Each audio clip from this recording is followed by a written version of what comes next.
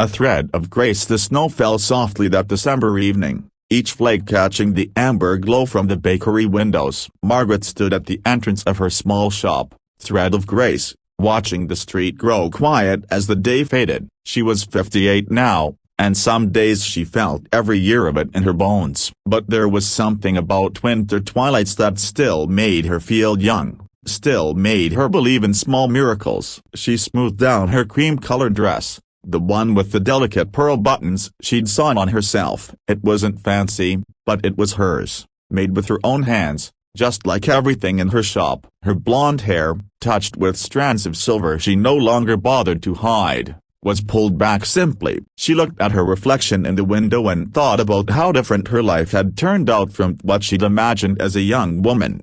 The bell above the door chimed. Margaret turned to see two little girls burst through, their cheeks pink from the cold. They wore matching pink coats, the older one in a cardigan style, the younger in something warmer. Sisters, clearly, maybe 5 and 7 years old. Their red blonde hair caught the light from the lamps inside the shop. "Mama, look at all the pretty things," the older one exclaimed, her eyes wide with wonder. Behind them came a young woman, perhaps 30, in an elegant dress despite the weather. She looked tired in that particular way young mothers do, but there was kindness in her face. "Girls, remember what we talked about? We look with our eyes, not our hands." Margaret smiled. "It's quite all right. Children should touch beautiful things. How else will they learn to appreciate them?" The young mother looked relieved. "Thank you. I'm Claire. We just moved to town last month. I've been meaning to visit your shop. Everyone says you make the most beautiful garments." "Margaret," she replied warmly, "welcome to our little corner of the world." "And who are these lovely young ladies?" "I'm Emma," said the older girl with confidence. "And this is my sister Lily. She's shy but she's very nice." Lily peeked out from behind her sister and gave Margaret a small wave. Margaret felt something tug at her heart. She'd never had children of her own. That ship had sailed long ago, after her divorce 30 years back. She'd made peace with it, mostly. But sometimes, in moments like these, she felt the old ache. The girls wandered through the shop, marveling at the embroidered linens, the handmade quilts, the careful stitching on display. Margaret watched them with a shopkeeper's eye, but also with something deeper. She remembered being that age, when the world still seemed full of endless possibilities. Clara picked up a scarf, running her fingers over the fine wool. "This is beautiful work. Did you make this yourself?" "Every stitch," Margaret said with quiet pride. "Been sewing since I was younger than your Emma. My grandmother taught me. Said it was important for a woman to create something beautiful with her own hands, something that would outlast her." "That's a lovely philosophy," Clara said, and Margaret could hear the genuine appreciation in her voice. They talked easily after that, the way women sometimes do when they recognize something familiar in each other. Claire and her husband David had moved here for his work. It was an adjustment, leaving behind family and friends. The girls were still settling into their new school. Money was tight with the move and the holidays coming. Margaret understood. She'd been through her own difficult seasons. She knew what it was like to start over, to rebuild a life from pieces that didn't quite fit together the way you'd planned. As the conversation flowed, Emma tugged on her mother's sleeve. "Mama, can we get something, please?" Claire's face fell slightly. "Sweetheart, we talked about this. We're just looking today." Emma's face crumpled with disappointment, and Lily's bottom lip began to tremble. Margaret's heart squeezed. She'd seen that look before,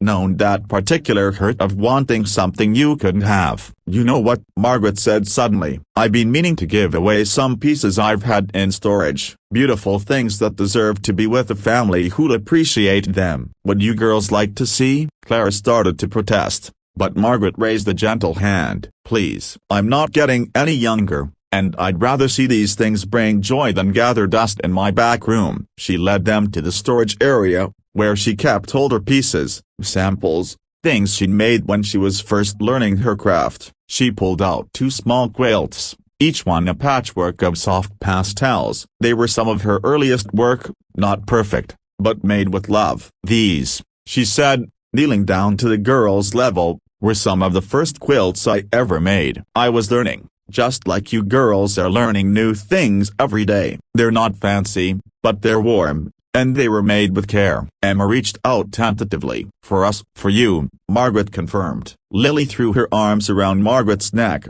and the older woman had to blink back tears. Such simple affection, freely given. When had she last felt that? Claire's eyes were shining. We can't possibly. You can, and you will, Margaret said firmly but kindly. Consider it a welcome to the neighborhood. We take care of each other here. That's how small towns work. As they prepared to leave, wrapped in their new quilts and radiating happiness, the shop door opened again. A man stepped in, tall and distinguished in a dark overcoat dusted with snow. He looked to be in his early 60s, with salt and pepper hair and kind eyes. Margaret recognized him immediately. David, Claire said with surprise. You're early. He smiled at his wife, then at his daughters. Finished up sooner than I thought. I see you've been shopping. Mr. Patterson gave them to us, Emma announced. She's very nice, Margaret, she corrected gently, extending her hand to David. And it was my pleasure. David shook her hand, his grip warm and firm. That's very generous of you. I'm David Mitchell. We've been meaning to properly introduce ourselves to the neighbors. There was something in his eyes when he looked at Margaret,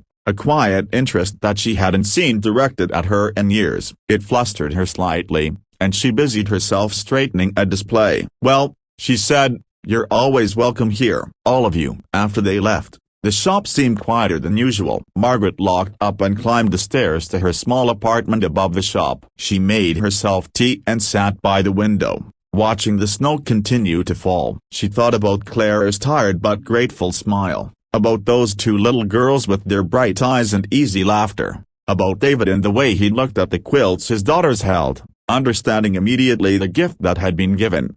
She thought about her own life, the paths not taken, the children she'd never had, the marriage that had crumbled. For so long, she'd thought of these as failures, as holes in the fabric of her life. But maybe, she thought now, maybe they were just different stitches in a pattern she couldn't quite see yet. Maybe there were different ways to matter, different ways to love, different ways to leave something beautiful behind. The next morning, Margaret opened her shop as usual. The day was bright and cold, the snow from the night before pristine and sparkling. She was arranging a display when the bell chimed. It was David, alone this time, holding a thermos and 2 cups. I hope I'm not intruding, he said. I thought you might appreciate some coffee. It's from the bakery down the street. I hear their brew is exceptional. Margaret smiled, surprised and pleased. That's very thoughtful. Please, come in. They sat in her small seating area, surrounded by the work of her hands, and talked, really talked. He told her about his work as an architect, about how he'd always wanted to design buildings that made people feel at home. She told him about her sewing, about how each stitch was like a small prayer for whoever would use what she made. He mentioned, quietly, that he'd been widowed 3 years ago, that he and the girls were still finding their way. She told him, just as quietly, about her divorce, about building a life alone, about finding purpose in small acts of creation and kindness.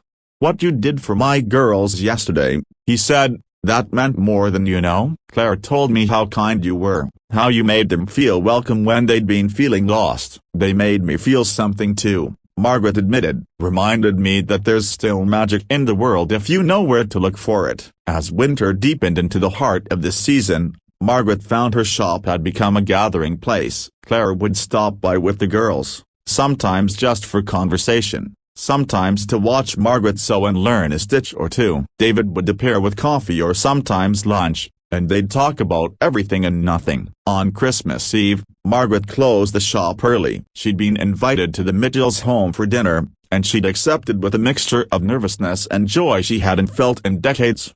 The evening was everything she could have hoped for. The girls showed her their room, proudly displaying the quilts on their beds. Claire had cooked a simple but delicious meal. David had put up a modest tree, and its lights reflected in the window against the dark night outside. As she prepared to leave, wrapped in her warmest coat, David walked her to the door. Margaret, he said, and there was something tender in his voice, I'm glad you came into our lives. I'm glad you came into mine, she replied honestly. Standing on that threshold, with the warmth of the house behind her and the cold winter night ahead, Margaret realized something profound. Life didn't always give you what you planned for. Sometimes it gave you something different, something you hadn't known to ask for. She thought about the grandmother who'd taught her to sew, who'd told her that creating beauty was its own kind of legacy. She understood now, in a way she hadn't before, that beauty took many forms. It was in the stitches of a quilt, yes, but also in a cup of coffee shared, in a child's hug freely given, in the slow building of connection between people who'd been lonely without quite realizing it. As she walked home through the quiet streets, past windows glowing with Christmas lights, Margaret felt full in a way she hadn't in years. Not because her life had become what she'd once imagined, but because she'd learned to see the grace in what it had become. She thought of her shop, Thread of Grace, and smiled at how perfectly she'd named it all those years ago, without fully understanding what it meant. Grace wasn't just something you made with your hands, it was something you gave and received, something that wove people together in patterns more beautiful than any one person could create alone. And in that moment, walking home through the snow, Margaret felt young again, felt hopeful again, felt like her story was still being written, stitch by careful stitch.